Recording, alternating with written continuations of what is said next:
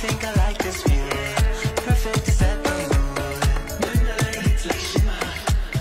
Je me souviens de tout, de cette journée, elle était vraiment particulière. J'avais la chance de pouvoir bien dormir durant toute la compétition et même en finale, j'ai réussi à bien dormir, à être serein et du coup, ce matin-là, pas besoin de réveil, mais voilà, tout le monde était heureux, même routine et je me souviens, on est arrivé dans la cuisine pour manger le breakfast et en fait, on était tous sur les écrans pour regarder les finales des autres athlètes français qui raflaient les médailles. Donc on pense à Teddy Riner, vraiment ça c'était celle en plus de la plus belle je crois.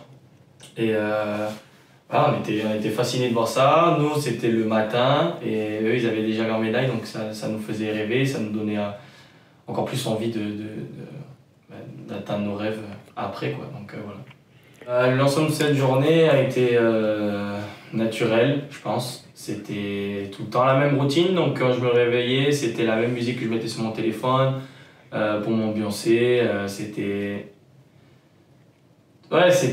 une journée où moi j'avais énormément d'énergie et c'était le moment de rester calme en même temps, mais de pouvoir se dire que voilà, c'est la dernière journée, c'est Final Day, il faut aussi s'amuser et je pense que c'était le mot s'amuser, c'était le mot qui devait être en rapport avec la journée, je pense. Parce qu'il y avait beaucoup de stress, mais je pense qu'avec l'amusement et le bonheur d'être dans l'eau et de se dire que tu as la demi et la finale, tu passais une série, tu avais la médaille sûre, c'était motivant. Donc ouais, bonne énergie toute la journée.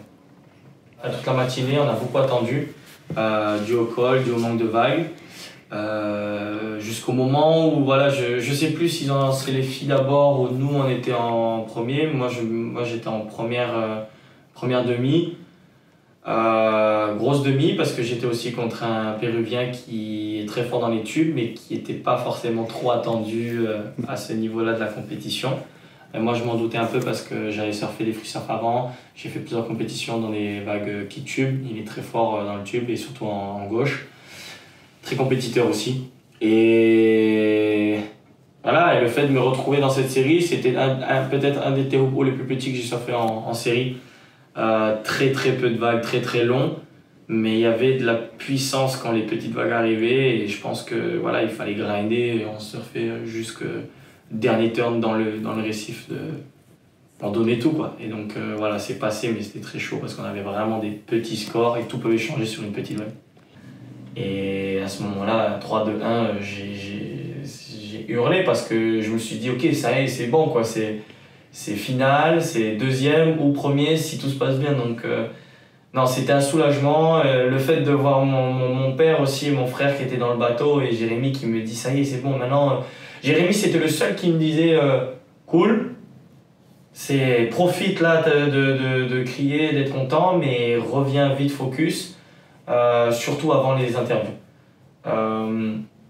Donc c'était le seul qui me disait ça, mais par contre quand je suis arrivé à côté de papa et de mon petit frère qui était dans les bateaux, mon père il était là, ouais, c'est déjà au moins une médaille, c'est ce qu'il me disait. Il me disait au moins, au pire t'as tes médailles d'argent, donc maintenant donne tout pour aller la gagner, tu peux la gagner et voilà, let's go.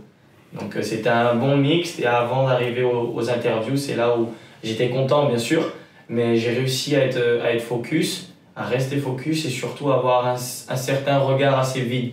C'est ce qu'on avait beaucoup travaillé avec Jérémy aussi, sur le fait où je suis moi, mais voilà, mon regard, je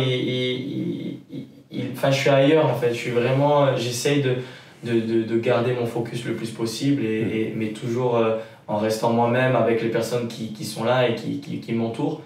Mais voilà, la tête, elle est ailleurs en partie.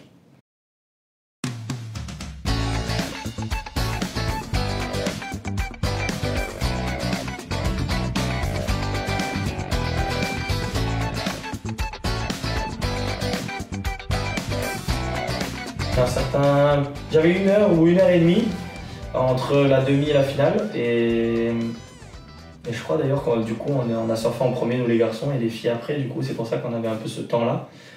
Et en attendant la finale, moi j'avais besoin d'aller voir mes parents, donc On avait la chance d'être vraiment à proximité, donc j'ai pu prendre le jet ski, aller à la maison, juste faire un câlin à tout le monde et parler un peu déconnecter et repartir directement à la maison pour revenir focus, préparer les boards et toujours voilà, la même routine, les mêmes planches, la même wax, la même bouteille d'eau, les mêmes habits, le même board short. Voilà, et après on est arrivé sur cette finale. Du stress mais content parce qu'en même temps j'avais pas trop fait gaffe en fait contre qui j'étais, bien sûr je savais mais j'ai pas trop prêté attention et j'étais surtout sur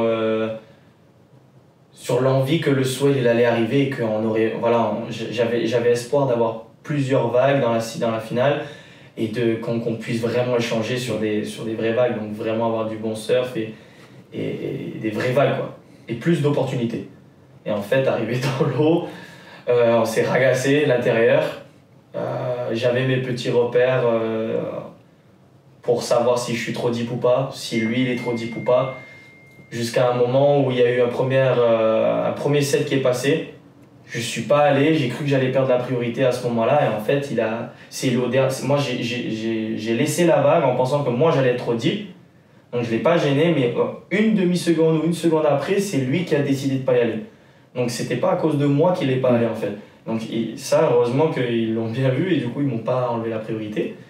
Et à ce moment-là, j'avais toujours l'intérieur, toujours pas de priorité pour nous deux, mais j'avais toujours gardé l'intérieur. Il y a un deuxième set qui est arrivé et c'est celui-là, le seul échange de la compétition où moi j'ai eu la première, où j'étais bien deep.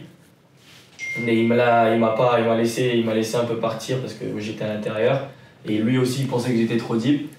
Et non, en fait, c'est passé. C'était ma meilleure vague que j'ai eue de tous les JO. J'ai commencé avec un 9-5. J'ai réussi à reprendre la priorité. Lui, il a pris la deuxième vague de derrière. Il a fait un 7-80. Et à ce moment-là, j'arrive au pic. Et là, il y a eu une autre vague qui est passée. Et j'ai eu un 8. Donc j'ai enchaîné avec un 9,50 et un 8 directement en finale. Il restait quoi? Il restait 25 minutes de hit et à ce moment-là, j'avais pas la priorité. Donc tout était dans ses mains. Et pendant 25 minutes, il n'y a pas eu de vague. Mais vraiment pas eu de vague. Franchement, ça m'était jamais vraiment arrivé d'avoir un hit ou même en free surf de pas avoir de vague comme ça. Parce que les vagues qui sont passées, c'était des vraies vagues. C'était pas comme la demi-finale, on était vraiment presque debout dans le tube. C'était des jolies vagues quoi. Et je sais pas, l'océan il est devenu plat, moi j'avais pas la priorité donc je pouvais rien contrôler à ce moment-là.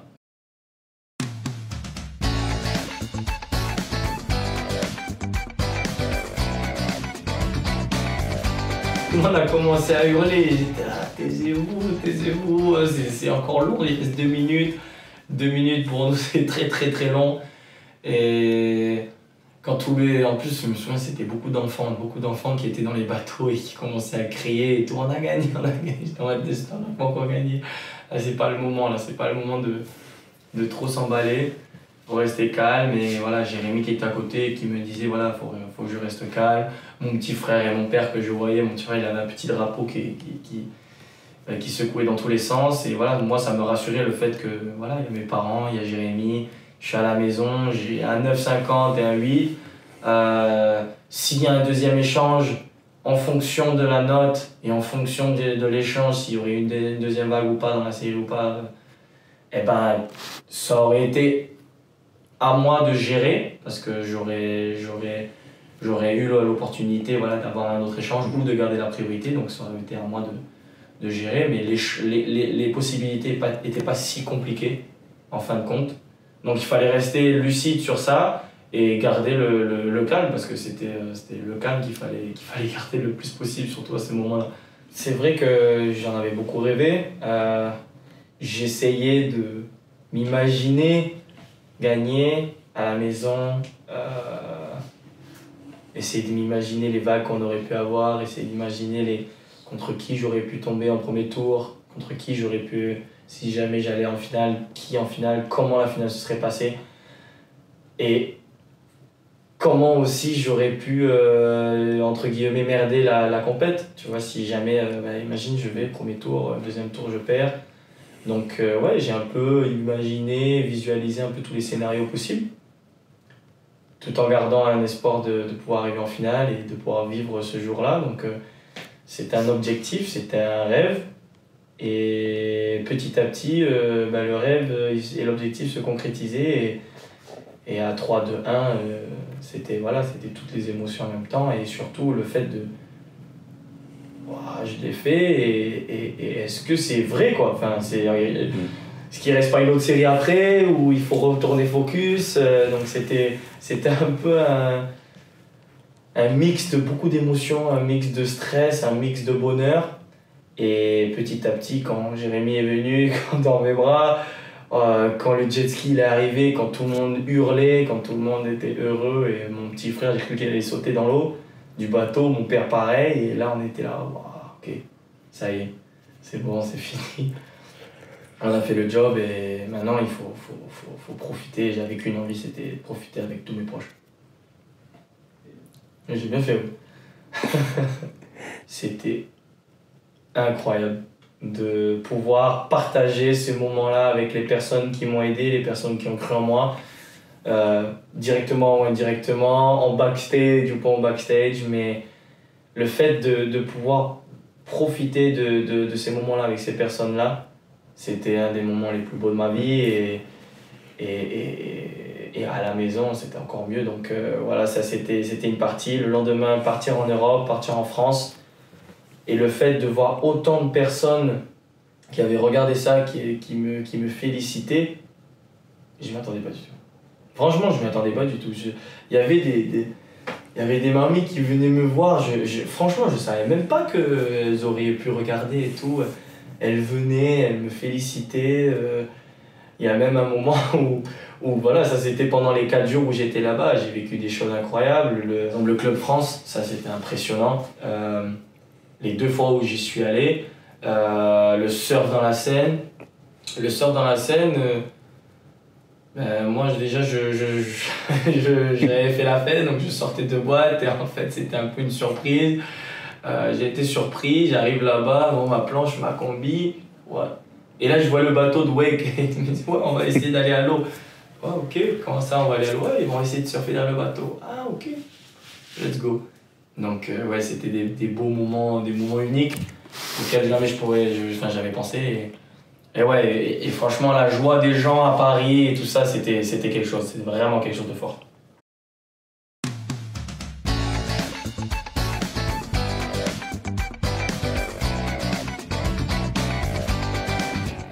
Non, je pense que le plus beau, ça a été... Je pense, pour moi, le plus beau, c'était vraiment le swell que j'ai eu avant le début des JO, où mon petit frère il m'a lancé sur une énorme manteau wing. Cette vague, c'était une de mes plus grosses, réussies. J'ai vraiment cru, franchement il n'y avait tellement pas d'eau, c'était tellement chaud et en plus tout s'est bien passé, donc c'était incroyable. Et c'est le fait qu'on se soit retrouvés tous les deux et qu'il m'ait dit il peut y avoir un truc de grand, donc voilà, il m'a dit, c'est là où il m'a dit un peu en gros en mode tu vas gagner les JO.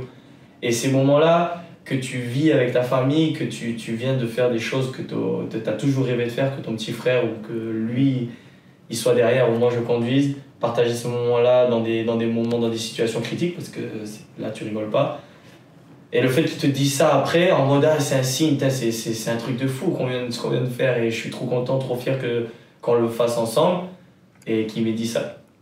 Et bon après, ça pour moi c'était ça là et ma deuxième c'était de monter de monter pieds nus sur le podium, d'avoir les 2 légendes à côté et surtout de voir ma mère, ma sœur, tout le monde devant moi et toutes les personnes que j'aime, mon père.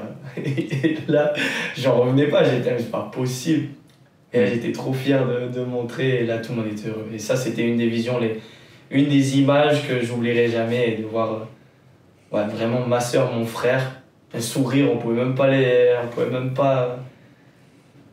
pas imiter leur sourire et surtout ma mère, parce que ma mère, elle a jamais voulu voir les séries. Elle était toujours à la maison, elle a toujours bossé dans le jardin, elle mettait la télé, mais elle ne regardait jamais, tellement peur, tellement stressée. Ouais, bien sûr que ces moments-là, c'est des moments qui nous manquent, un an après.